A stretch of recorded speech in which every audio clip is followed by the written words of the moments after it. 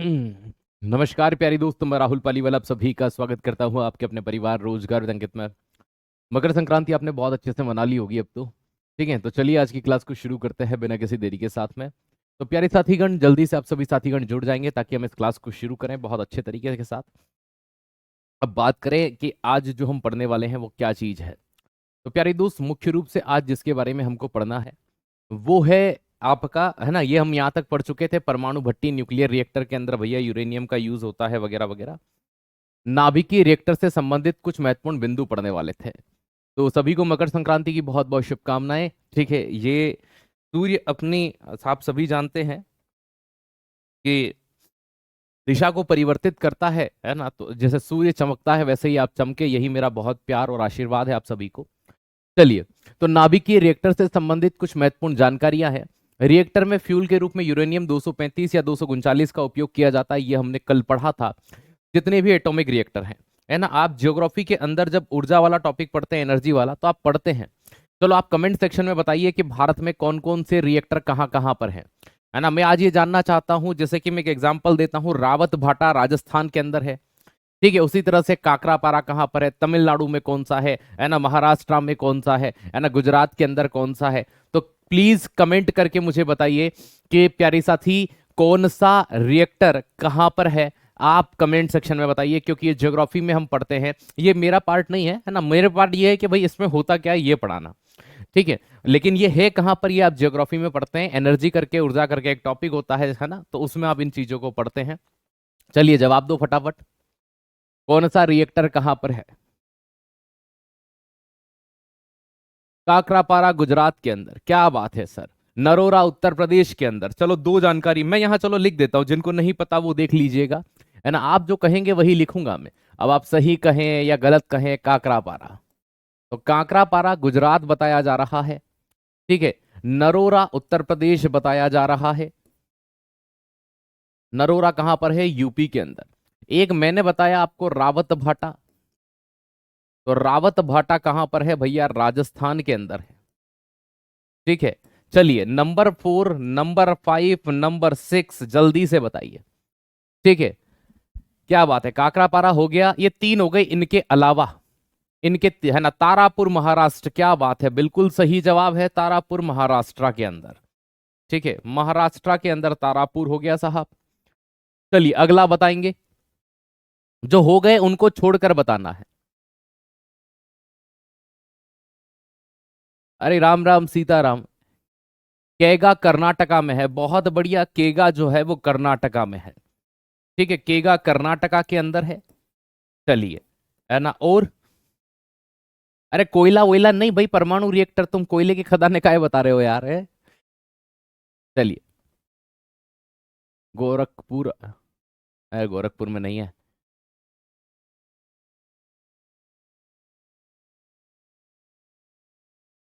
अरे भाई साहब तुम क्या बता रहे हो, पता है परमाणु संयंत्र पूछ रहा हूं मैं, कहां पर है ये भाई साहब, स्टील के प्लांट बताना शुरू कर दिया, बोकारो वगैरह, कलपक्कम तमिलनाडु, बहुत अच्छे।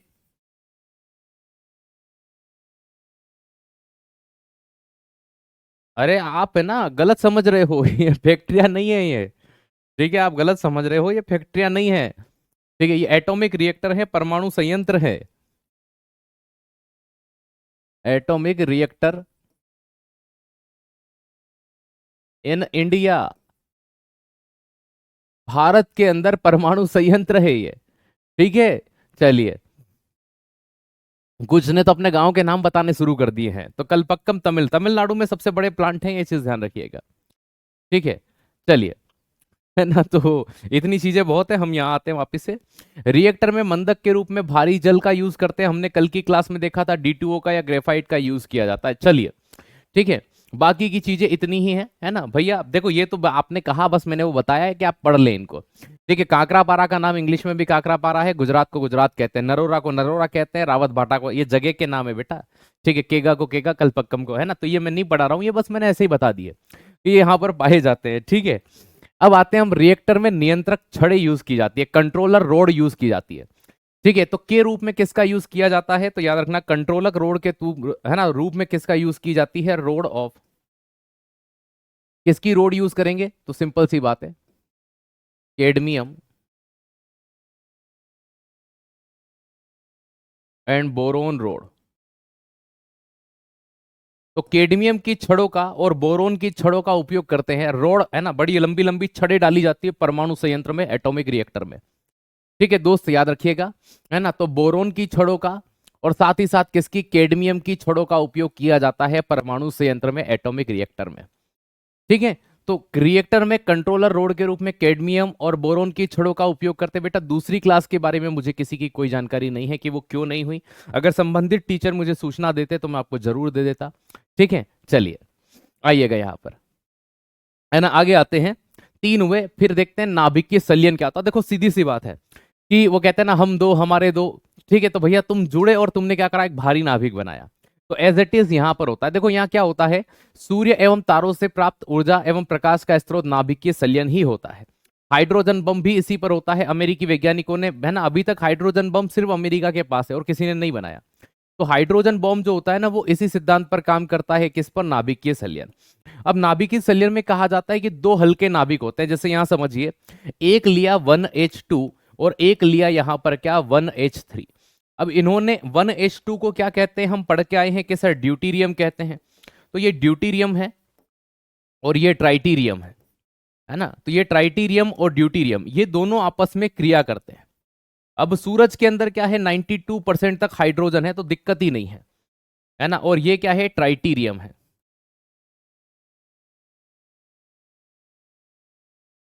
अब यहां पर जब ये चीज यहां से आगे बढ़ती है, 1H2 और यहां से 1H3, अब यहां पर क्या चीज निकल कर सामने आती है, तो प्यारे दोस्त देखना कि यहां पर एक हीलियम का नाभिक। अब देखो तीन द्रव्यमान इसका और दो इसका, पांच होता है, लेकिन हीलियम का द्रव्यमान तो चार होता है, तो ये यहां पर चार। ये भारी नाभिक, देखो इन दोनों से वजन, इनके द्रव्यमान, इसका दो इसका तीन, इसका कितना, एक के सर चार, तो ये भारी नाभिक बन गया। और साथ में यहां से एक इलेक्ट्रॉन और निकलता है बाहर, और ऐसा माना जाता है, और यहां पर प्रोटॉन बचा नहीं इसलिए जीरो कर दिया। अब ये कहते हैं कि भैया ये न्यूट्रॉन एक्स्ट्रा है ना, तो एक न्यूट्रॉन निकल गया। ऐसा कहते हैं कि 17.6 मिलियन डिग्री सेंटीग्रेड की एनर्जी जनरेट होती है। अब देखो आप कि यहां पर चीजों के जुड़ने से, और पहले हमने क्या पढ़ा, नाभिकीय विखंडन, और ये क्या हो गया, जुड़े हैं मतलब क्या हो गया, संलयन। तो संलयन में चीजें जुड़ती हैं, इस चीज को आपको ध्यान रखना है ना, और विखंडन में टूटकर अलग होती हैं। तो ये नाभिकीय संलयन है। संलयन में क्या होता है, दो हल्के नाभिक आपस में जुड़ते हैं, दो हल्के नाभिक आपस में जुड़ते हैं और एक भारी नाभिक का निर्माण करते हैं, यह नाभिकीय संलयन होता है। ठीक है प्यारे साथी, इस चीज को ध्यान रखिएगा। तो ये हाइड्रोजन बम आज तक यूज नहीं किया गया, कि सर क्यों नहीं किया गया। ठीक है, हाइड्रोजन बम के बारे में बस इतना याद रखो, 1000 टाइम्स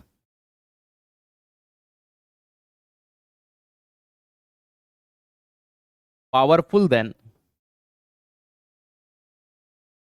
एटम बम। परमाणु बम से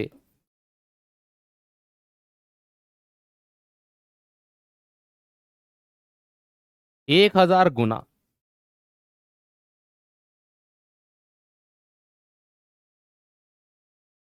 अधिक शक्तिशाली है।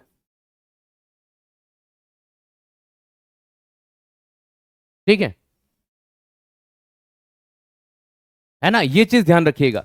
अब 1000 गुना, भैया उसने जो हिरोशिमा नागासाकी पे बम गिरे थे ना, उसने 2.5 किलोमीटर के एरिया में कुछ भी नहीं छोड़ा था, सब तबाह कर दिया था।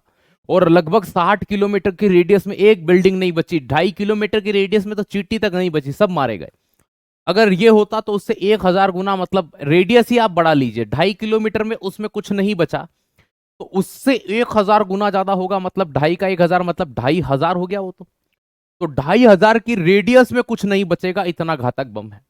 मतलब अगर ये किसी देश के ऊपर गिरा दिया जाए तो समझ लो कि उस देश में शायद ही कोई इंसान बचे, है ना, अगर वो छोटा देश हुआ तो, है ना। पाकिस्तान के लिए तो ऐसे भैया आधा बम ही काफी है, एक गिराया, अगले दिन भाई साहब, ठीक है, उनकी आर्म्ड फोर्स भी नहीं बचेगी, न भाई साहब, है ना, कटोरा बचेगा, क्योंकि वो भी तो खत्म हो जाएगा। तो प्यारे दोस्त ये चीज ध्यान रखना, सूर्य और तारों से प्राप्त ऊर्जा एवं प्रकाश का स्रोत नाभिकीय संलयन। तो सूर्य के अंदर क्या होता है, नाभिकीय संलयन ही होता है, न्यूक्लियर फ्यूजन ही होता है, यही मेन रिसोर्स होता है एनर्जी का, ये चीज ध्यान रखिएगा। अब प्यारे दोस्त हम यहां से थोड़ी सी आगे बात करते हैं, तो हमारे पास सारे पॉइंट्स कंप्लीट हो गए।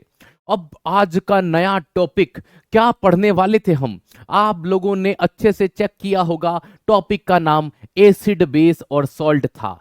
अम्ल, क्षार और लवण पढ़ाएंगे हम आपको, एसिड पढ़ाएंगे, बेस पढ़ाएंगे और सॉल्ट पढ़ाएंगे। तो याद रखिएगा। चलिए शुरुआत करते हैं बिना किसी देरी के साथ में।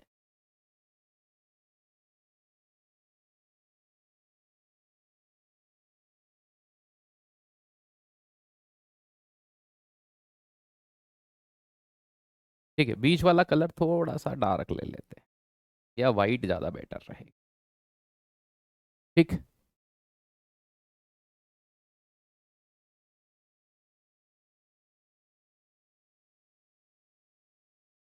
Acid, base and salt.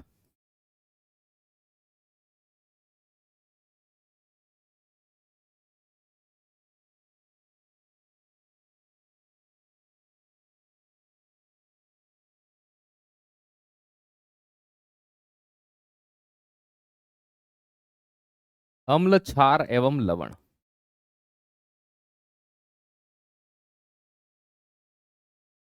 तो अम्ल, क्षार और लवण को भी यहां पर देखा जाता है।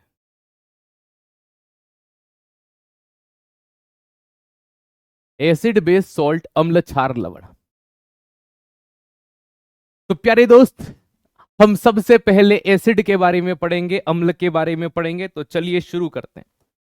आपने वो गाना सुना है, आह टमाटर बड़े मजेदार? कि सर वो तो नहीं सुना, पर किरीस का गाना सुना है। ठीक है, इसी में रह गए रे तुम। ठीक है, वो किरीस रोजगार पा गया और ये गाना सुनने में ही रह गए। चलिए भैया, अम्ल की बात करते हैं, एसिड की बात करते हैं। आज शाम की बात है। ठीक है, नींबू को खाते ही इमली को खाते ही एक्चुअल में ये एक लैंग्वेज से निकल करके आया, वो हमें पता चला कि भैया ये लेटिन भाषा का शब्द है। तो एक लेटिन वर्ड होता है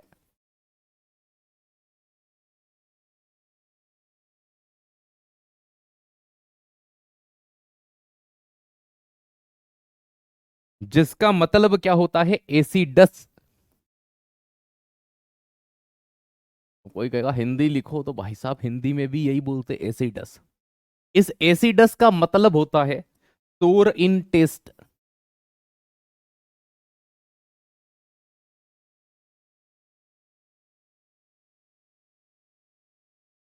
स्वाद में खट्टा। जो स्वाद में खट्टे हों उन्हें क्या कहा जाता है, एसिड कहा जाता है, अम्ल कहा जाता है। तो अम्ल स्वाद में क्या होते हैं, खट्टे होते हैं, है ना। इसी भाई मतलब ये है कि लेटिन भाषा में खट्टे को क्या बोलते हैं भैया, एसिडस बोलते हैं। एसिडस से एसिड बन गया, ये चीज निकल करके सामने आती है। अब सबसे मेन, जब भी हम एसिड को देखते हैं, एसिड स्वाद में खट्टे होते हैं भैया, बिल्कुल सही बात है। एक चीज और आती है कि एक पीएच स्केल हमने सुना है नाम, तो हमने भी सुना है वो तो, आपने सुना है तो हमने भी सुना है ना। ये मुख्य रूप से क्या करती ये एसिड बेस का मापन करती है ना। या फिर पूरा ही लिख लीजिए, measurement of acid and base.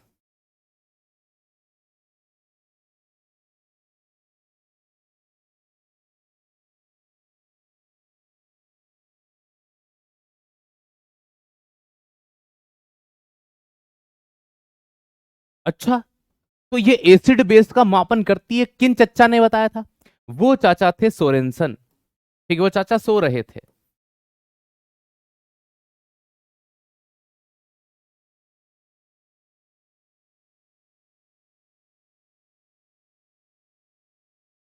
Given by Sorensen. ठीक है ना, ये चीज ध्यान रखिएगा। तो ये क्या हो गया, यहां पर सोरेनसन हो गया। तो सोरेनसन के द्वारा ये पीएच स्केल सबसे पहले बताई गई, दिखाई गई, है ना। अब लोगों ने जब पीएच स्केल को देखा कि चलो एक बार पीएच स्केल सोरेनसन साहब दिखाइए कि कैसी दिखती है, तो इन्होंने कहा जरूर दिखाएंगे। इस पीएच स्केल में कुछ नंबर भी दिखाए इन्होंने। इन्होंने कहा 7 होता है, 0 से लेकर के 14 तक होता है। तो क्या मतलब है इसका? इन्होंने कहा कि ये जो 7 होता है ये किसी के साथ नहीं होता, कि ये उदासीन होता है।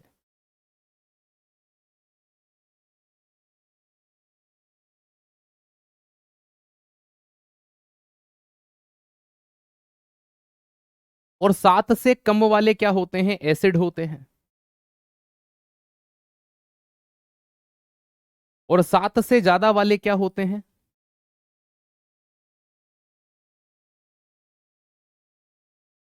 बेस होते हैं, क्षार होते हैं। तो जिनका पीएच मान 7 से कम होता है वे अम्ल, और जिनका पीएच मान 7 से अधिक 14 तक होता है वो क्षार, और जिनका 7 होता है वो उदासीन। समझे? देखो, आपके ये कमेंट अगर आपको दिखने लगे हैं तो कुछ कारण से हमने दिखाए हैं। अगर आप यहां भी वही काम करोगे तो फिर हमें वापस से पहले वाली चीज करनी पड़ेगी। ठीक है? तो आप पढ़िए ईमानदारी से, चलिएगा। अब यहां पर ये जो पीएच स्केल है, इतना तो हमें पता चल गया कि 7 से कम वाले क्या होते हैं। अब एक चीज हम आपको और यहां से बताते हैं। ठीक है? इसको एक चीज ध्यान रखना, जिनका पीएच वैल्यू है ना, जिनका पीएच मान किसके पास होता है प्यारे? जिनका पीएच मान 7 के पास होता है वो दुर्बल होंगे। ठीक, इसको भी निकाल ही देते हैं ना, फिर से लिख लेंगे नीचे। आप उसी के नीचे लिख लेना, इसलिए मैं ये इतना मीटा माटी कर रहा हूं। अब देखो यहां पर क्या होता है कि यहां पीएच जिनका नियर बाय 7, जैसे 7 से 8 हो, 9 हो, 10 हो, है ना, पीएच 7 के पास जिनका निकलेगा वो आपके क्या निकलेंगे? वो दुर्बल क्षार निकलेंगे। लेकिन 7 से ज्यादा होना चाहिए, 7.1, 2, 3, वो आपके वीक बेस होंगे। और पीएच जिनका, है ना दोस्त, याद रखिएगा, पीएच नियर बाय 14 और 14। ठीक है? जिनका पीएच 14 के पास या 14 हो, वो आपके क्या होंगे? स्ट्रॉन्ग बेस होंगे।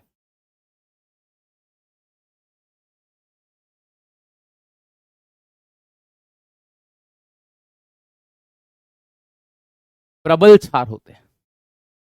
ठीक है? इस चीज को ध्यान रखिएगा। अब यहां भी सेम चीज है, जिनका पीएच जैसे 6.5 हो गया, जिनका पीएच 0 के पास हो गया, तो पीएच नियर बाय 7, जिनका पीएच मान 7 के पास, वो क्या कहलाते हैं? वो वीक एसिड कहलाते हैं, दुर्बल अम्ल कहलाते हैं। और जिनका पीएच किसके पास हो? पीएच नियर बाय 0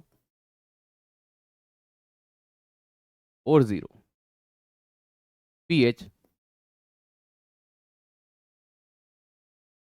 0 के पास या 0 हो, वो कहलाते हैं स्ट्रॉन्ग एसिड।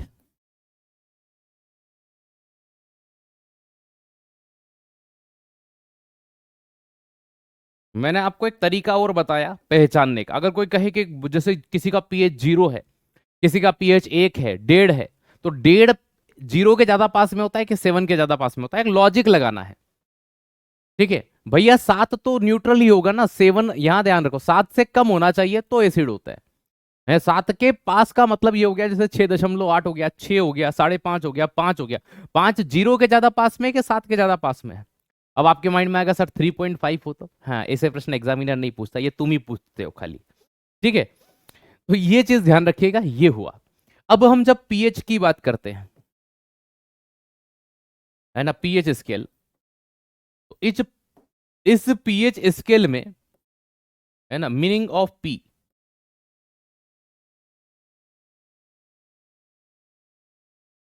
पी का क्या अर्थ होता है? ठीक है?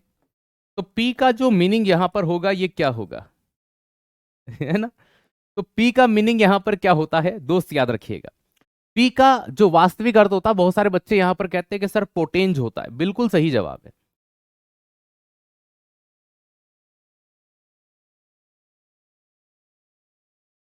पोटेंज से होता है।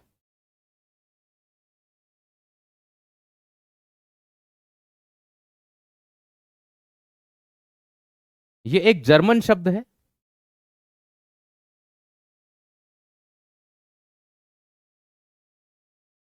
इसका अर्थ या जो मीनिंग होता है वो क्या होता है? पावर, हिंदी में शक्ति। तो ये पावर या शक्ति को दर्शाता है। जब भी खाली पीएच में पी का अर्थ पूछे तो बताना है, ठीक है? चलो, और अगर ये पूछ लिया जाए कि पीएच का फुल फॉर्म क्या है,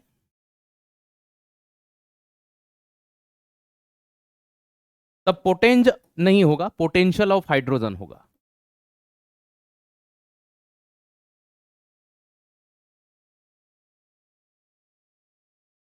मेरे हिंदी मीडियम के दोस्त ये मत कहना सर अंग्रेजी में पढ़ा रहे हैं, फुल फॉर्म हमेशा हिंदी इंग्लिश में ही होती है।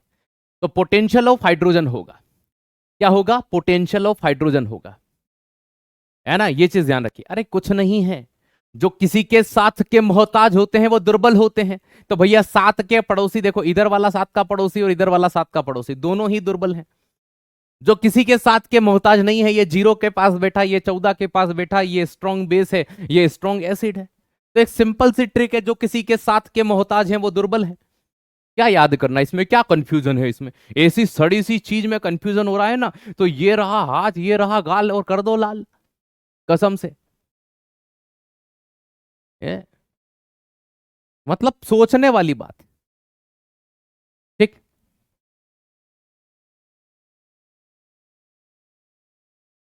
बात समझ में आ गई?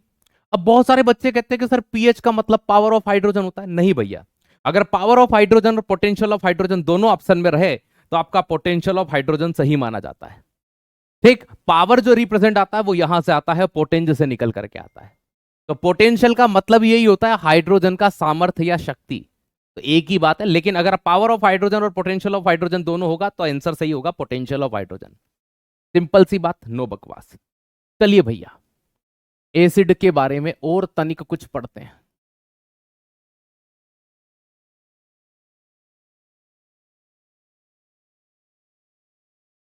पहला बिंदु,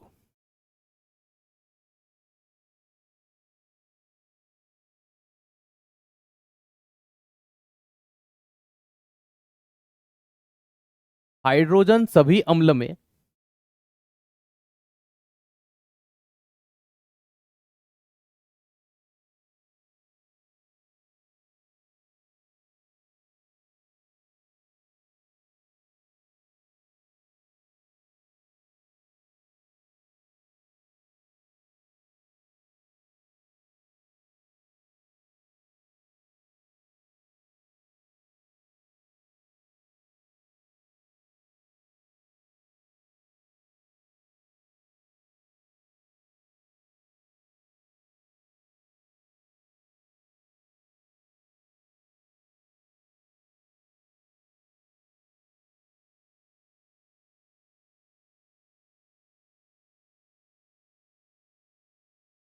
चलिए, तो प्रश्न आता है कि सभी अम्लों में पाया जाने वाला तत्व कौन सा होता है? हाइड्रोजन। सभी अम्ल के अंदर कौन सा तत्व पाया जाता है? हाइड्रोजन पाया जाता है, ठीक है? सिंपल सी बात।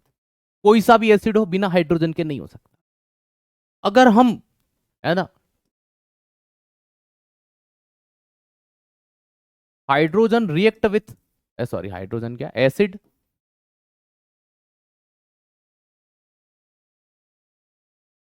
रिएक्ट विथ मेटल,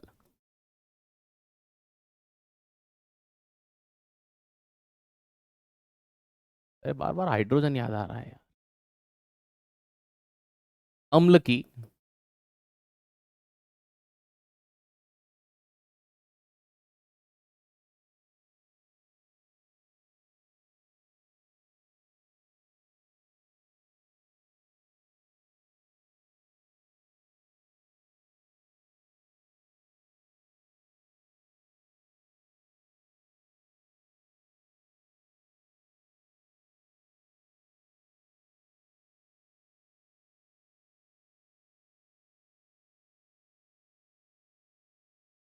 बहुत बढ़िया चीज है, कोई दिक्कत नहीं।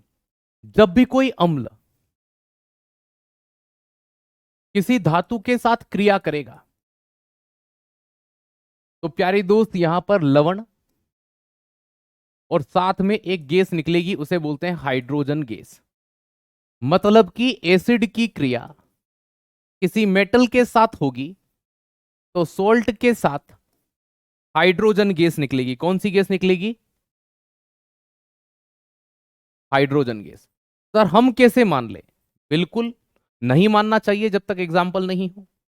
भाई HCl की क्रिया, ठीक है, मैं कराता हूं सोडियम के साथ, तो यहां पर बनता है 2NaCl और साथ में यहां से गैस निकलती है हाइड्रोजन गैस। अब ये देखिए, ये आपका जो एसिड था ये हाइड्रोक्लोरिक एसिड है और ये आपका सोडियम है।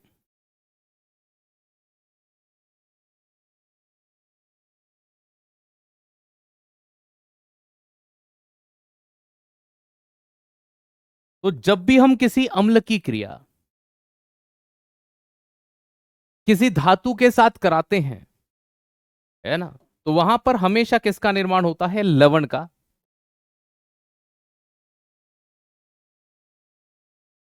सोडियम क्लोराइड, जो साधारण नमक भी है।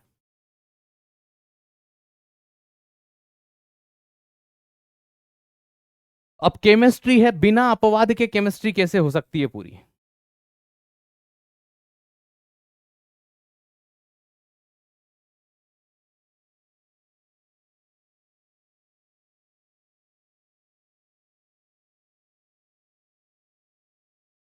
ओके।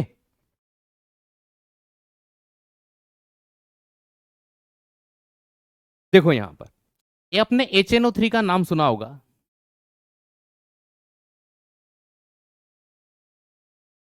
Nitric acid.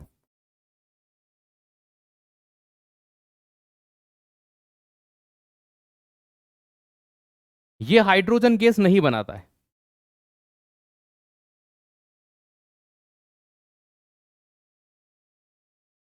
जब भी हम इसकी, सीधा प्रश्न आता है वह कौन सा अम्ल है जिसकी क्रिया किसी धातु के साथ कराई जाए तो हाइड्रोजन गैस? सभी अम्ल बनाएंगे इसको छोड़कर, सभी अम्ल बनाएंगे इसको छोड़कर। दोस्त याद रखना, नाइट्रिक एसिड के अलावा और कोई भी नहीं है ऐसा। अब एक प्रश्न जो आपके प्रीवियस ईयर क्वेश्चन में आया हुआ है कि किसी धातु के कार्बोनेट के साथ क्रिया कराने पर कौन, याद रखिएगा, किसकी क्रिया धातु के कार्बोनेट के साथ कराने पर कार्बन डाइऑक्साइड निकलती है? अम्ल की क्रिया। ठीक है, अब देखो दूसरा नंबर का प्रश्न आपके पेपर में आया हुआ है, प्रीवियस ईयर क्वेश्चन है, देखना। जब भी धातु के कार्बोनेट से अम्ल की क्रिया कराने पर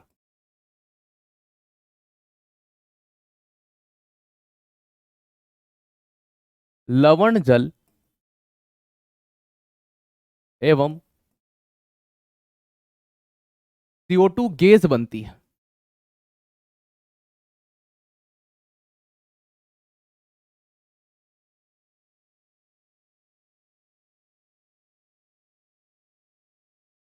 acid react with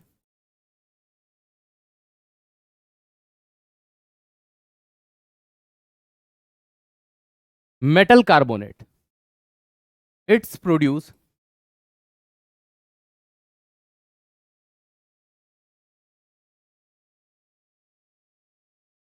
water salt and carbon dioxide gas. कि सिर्फ फॉर द एग्जाम्पल, उदाहरण के लिए हम क्या ले सकते हैं? अरे जो इच्छा हो वो कार्बोनेट ले लो, जैसे कि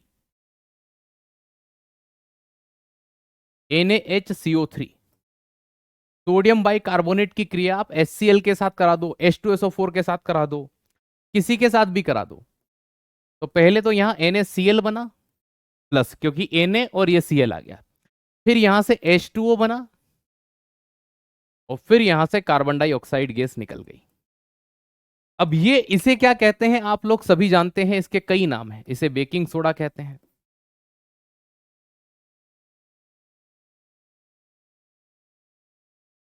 खाने का सोडा, और इसका नाम अभी हमने लिखा हाइड्रोक्लोरिक एसिड है। ठीक है, इसे सोडियम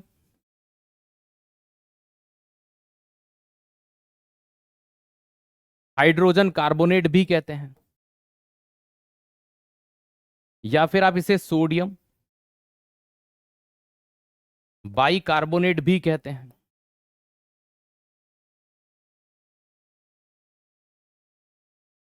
तो ये सोडियम बाइकार्बोनेट धातु का कार्बोनेट है, सोडियम मेटल होता है। HCl इस अम्ल के साथ क्रिया करा तो ये क्या बना, सोडियम क्लोराइड बनाया इसने।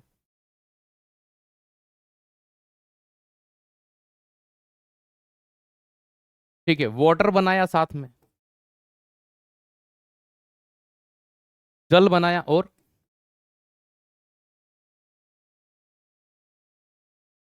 कार्बन डाइऑक्साइड बनाई।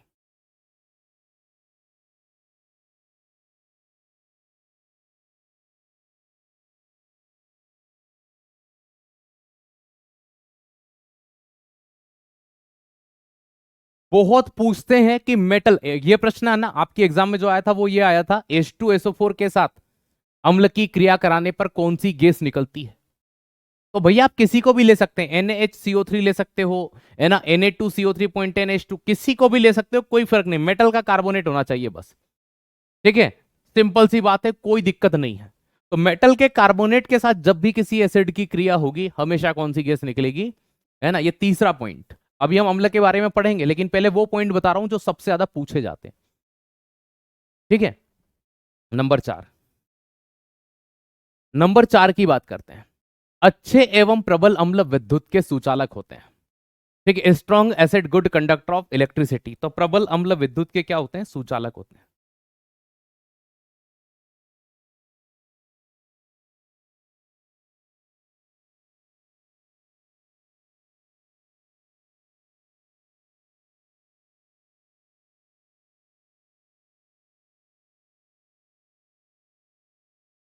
स्ट्रॉन्ग एसिड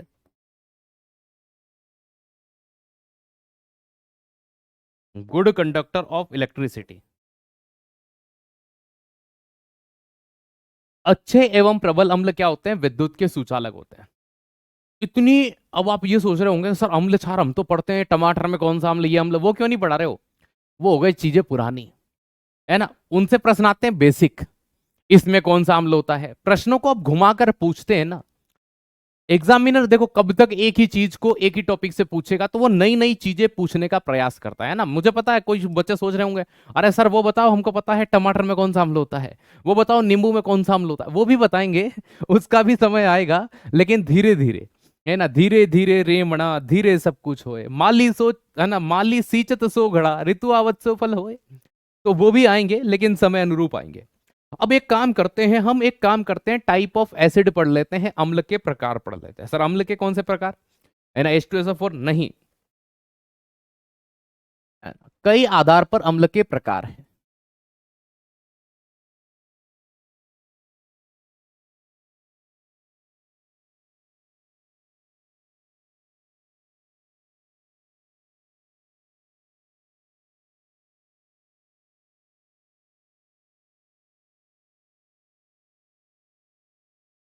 चलिए, सबसे पहले नंबर 1, स्रोत के आधार पर,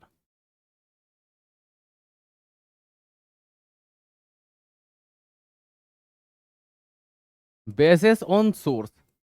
सर ये सोर्स क्या होता है, सोर्स का मतलब ये होता है जहां से उनकी प्राप्ति होती है, उसके आधार पर इनके दो प्रकार हैं। तो सोर्स के आधार पर इनके कितने प्रकार हैं, दो टाइप या दो प्रकार है। क्या बात कर रहे हो सर, दो प्रकार है, जी हाँ। एक प्रकार में यहां पर जो आएगा,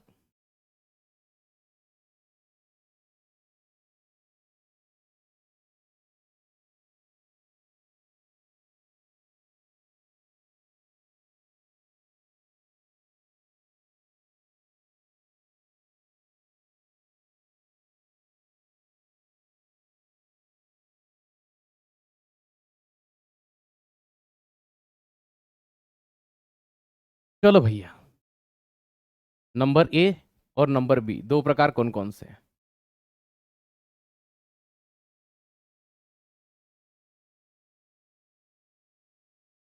कार्बनिक अम्ल, एक होता है ऑर्गेनिक एसिड। सर ये कार्बनिक अम्ल क्या होते हैं? देखो कार्बनिक अम्ल नाम से स्पष्ट हो, जिनमें कार्बन होते हैं, लेकिन इसकी सबसे अच्छी परिभाषा ये होती है कि ये प्राकृतिक स्रोत से प्राप्त होते हैं।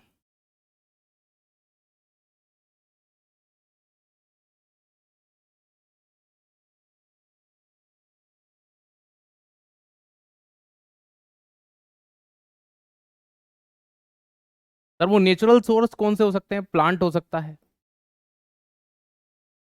पादप, एनिमल हो सकते हैं, जंतु। तो पौधों और जंतु दोनों से प्राप्त होते हैं, है ना।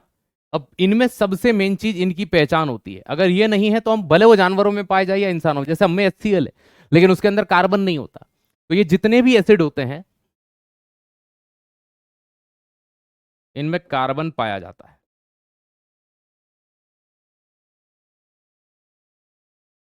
उदाहरण के लिए मैं 2 नाम लिखूंगा, ज्यादा नहीं।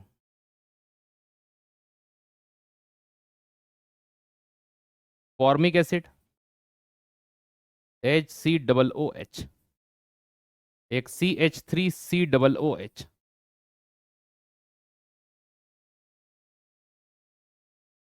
Acetic acid. ठीक,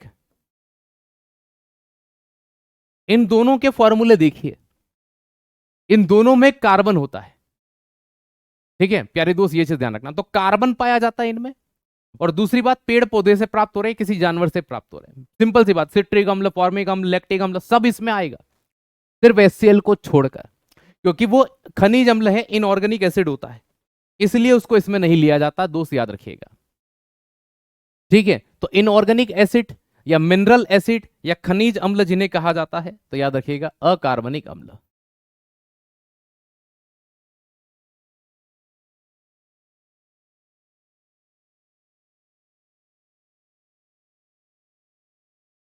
या बेंच अम्ल।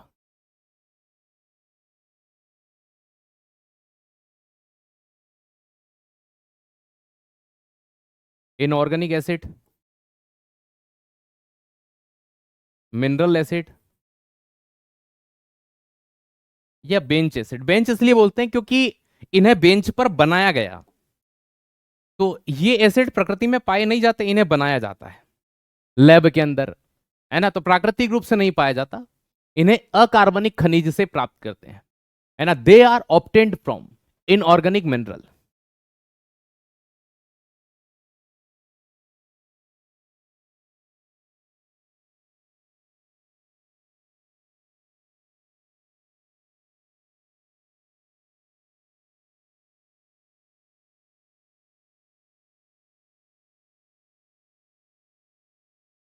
इन्हें अकार्बनिक खनिजों से प्राप्त करते हैं।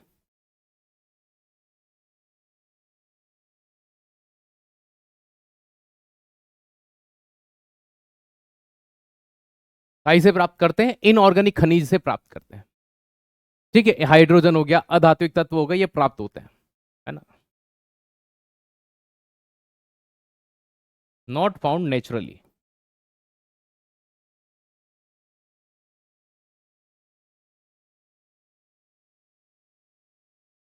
प्राकृतिक रूप से प्राप्त नहीं होते। अब बहुत सारे बच्चे बोलेंगे सर HCl तो होता है ना। देखो HCl हमारे पेट में होता है, लेकिन किसी से ऐसे सुना, भैया इधर आना, जरा सा HCl निकालने देना तेरे पेट में से। निकालते हैं क्या हम? कि सर नहीं, HCl चाहिए होता है तो हम बनाते हैं। तो इस चीज को ध्यान रखिएगा, है ना। लेकिन नींबू से सिट्रिक एसिड निकाल लेते हैं, टमाटर से ऑक्जेलिक एसिड निकाल लेते हैं, चींटियों से फॉर्मिक एसिड निकाल लेते हैं। बात समझ में आई आपको? ठीक है, तो यहां पर इनको ध्यान रखिएगा। फॉर द एग्जाम्पल H2SO4,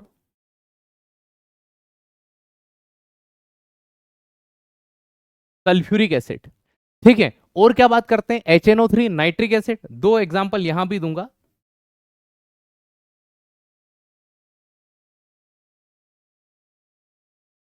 और बाकी की क्लास,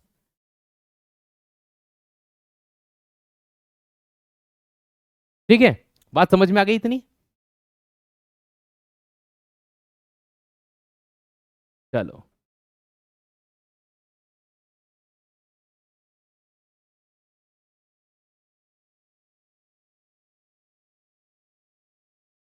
वेरी गुड। ठीक है, तो H2SO4 हो गया, सल्फ्यूरिक एसिड हो गया, नाइट्रिक एसिड हो गया। तो जिन अम्लों में जो प्रकृति में प्राकृतिक तौर पर नहीं पाए जाते उन्हें कहा जाता है। ये हो गया पहला स्रोत के आधार पर। अब दूसरा आता है ऑक्सीजन और हाइड्रोजन की उपस्थिति के आधार पर। तो दूसरे किस प्रकार पे पढ़ेंगे? Basis on hydrogen and oxygen.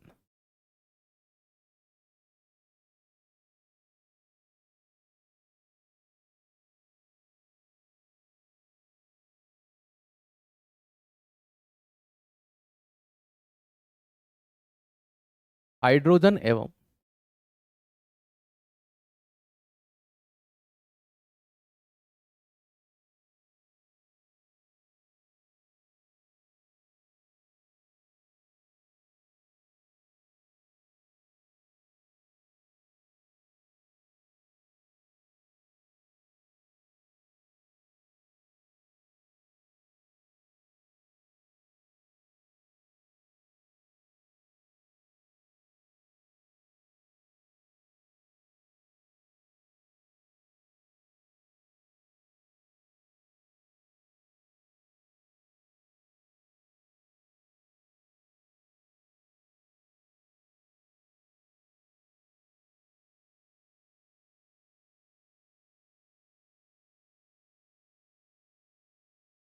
Oxy अम्ल और हाइड्रा अम्ल दो टाइप के एसिड होते हैं।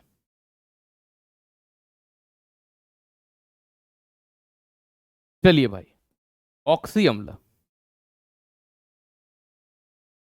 ऑक्सीजन एंड हाइड्रोजन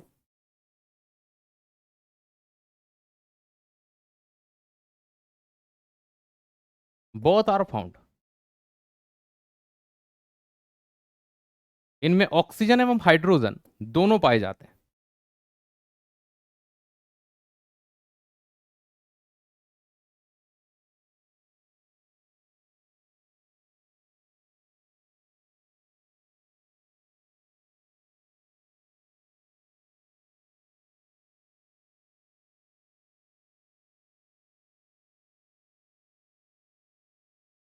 उदाहरण H2SO4। अब यहां देखो, हाइड्रोजन भी है, ऑक्सीजन भी है।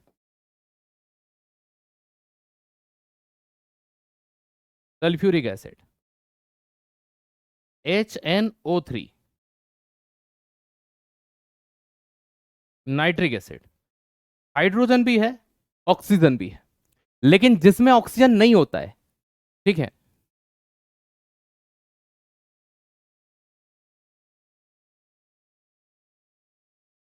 सिर्फ हाइड्रोजन पाया जाता है।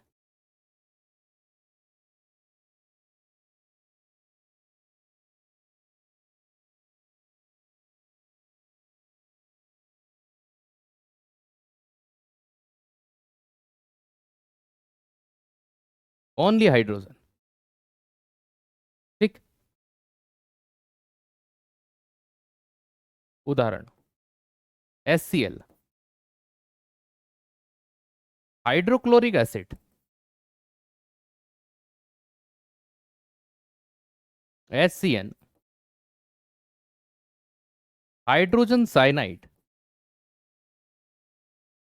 हाँ, ये वही साइनाइड है जो सेब के बीच में होता है। ये वही साइनाइड है ना। अब एक लेडी के बारे में, साइनाइड लेडी के बारे में है ना, गूगल करना साइनाइड लेडी, इसके बारे में पता चलेगा आपको। ठीक है, साइनाइड लेडी है ना, एक लेडी किलर बनी थी, है ना। उसने साइनाइड से कई लेडीजों को मारा और उनके गहने लूटे। तो इनको जरूर पढ़िएगा। ठीक है, तो आज हमने यहां तक पढ़ा है, इसके आगे हम कल करेंगे। Thank you so much. आज की क्लास में यही विराम कर रहा हूं, है ना। धन्यवाद। जय हिंद, जय भारत। स्वस्थ रहिएगा, मस्त रहिएगा। ठीक है, थैंक यू सो मच। धन्यवाद।